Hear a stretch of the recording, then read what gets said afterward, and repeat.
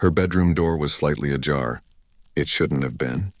My niece Anna was always so particular, the kind of girl who lined her shoes perfectly against the wall and folded her notebooks with razor-sharp precision. But that evening, her room looked hastily disturbed. A drawer was left open. A sweater lay tossed on a chair, and on her desk, a small piece of white plastic with a faint blue line. I froze. A pregnancy test. It had no place in a 14-year-old's room. I carefully touched it once, as though a single touch could burn me. My chest felt hollow, but my face remained impassive. I left as if I had never entered, as if my silence could make the discovery less real. 3 days later, my brother John and Anna were gone. They had vanished like smoke in the wind. That night, the police officer's voice cracked through the phone. "We've located them, but they were already..."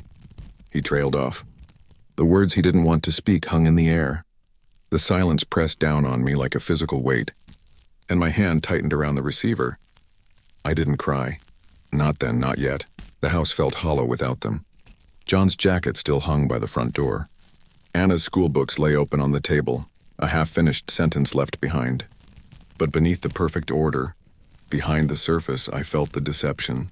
Something had been festering in that house long before they disappeared. I remembered Anna's eyes from a week earlier. When I asked about school, she wouldn't meet my gaze. She smiled too quickly, like an actor on a stage. She said she was fine, but I heard the strain, the burden of something unspoken. My brother had been different too, distant and guarded. He avoided my questions and changed the subject. His phone never left his hand, and now both of them were gone. The officer's words replayed in my mind, circling like a predator. Already? He hadn't finished, but he didn't need to. I heard the truth in the way his voice sank. I sat in the kitchen, the memory of the test kit still burning in my thoughts, the unanswered questions pressing against my skull. Pregnant, missing, dead. The pieces didn't fit together. Not yet, but I knew they would. They always do. I didn't sleep. Instead, I searched Anna's notebooks first. Between her algebra notes and sketches, I discovered torn-out pages with fragmented words scribbled and crossed out. Then I found her phone locked and useless, as was my brother's. Both phones were gone, but their computer wasn't. Late into the night, I dug through the search history. The words I found were painful. "Can you get pregnant at 14? How to tell Dad? Paternity test." My stomach clenched with every word. There must have been a boy, but where was he now? I checked bank records, emails, and John's calendar. He had been quietly withdrawing, money in small amounts over several weeks, not enough to be noticed unless you were looking. I was looking. Phone records confirmed it. Long calls late at night to numbers I didn't recognize. One number was repeated, and it was attached to a woman's name. Not a stranger, but someone I knew. My sister-in-law, his ex-wife, Laura. The realization was chilling, a cold, steady jolt. He had gone back to her. He had concealed it. He had taken his daughter with him, and now they were both gone forever.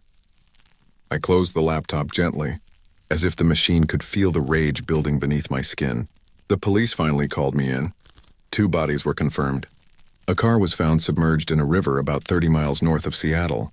They told me it looked like an accident, but the hesitation in their voices was a clear sign. An accident or something made to look like one. When they handed me their recovered possessions, I saw it, his phone. It was waterlogged but still intact. I pressed and insisted until they handed it over. Hours later, a technician I knew owed me a favor. The messages appeared like a slow wound across the screen. They weren't accidents. They were threats from Laura, my brother's ex-wife. "Tell her the truth or I will. She deserves to know who the real father is. You can't hide it forever."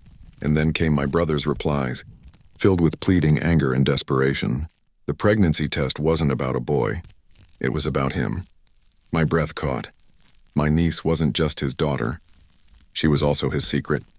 The shame he had buried, the falsehood he had carried. Her very existence was evidence of something unspeakable. When the truth came to the surface, he chose silence over exposure. He chose the river. I went to visit her, Laura, the biological mother. She opened the door with swollen eyes, pretending to feel grief, pretending to feel loss. I said nothing at first, just handed her the phone. Her hand trembled when she saw the messages, when she realized I knew everything. "You pushed him," I said bluntly. She shook her head, whispering denials. But I didn't raise my voice or argue. I just looked at her for a long time, steadily, until her words broke. Tears started to fall, though you couldn't let her live without knowing, I continued. And now neither of them does. She completely broke down then, sinking against the doorframe. I just stood there, calm and detached, watching the weight of her guilt crush her. I didn't say another word, nor did I offer any comfort.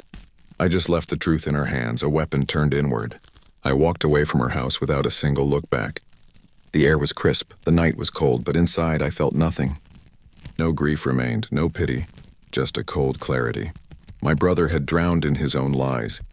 My niece was an innocent victim of his silence, and the woman who tore it all apart now had to live with the knowledge that she had destroyed them both. There was nothing left for me to do, nothing left to say. The river had already swallowed everything, and I wouldn't let it swallow me too. I locked it all away, buried deep and out of reach. The final truth was simple: I was the only one left. And survival, I learned, felt colder than anything I could have imagined.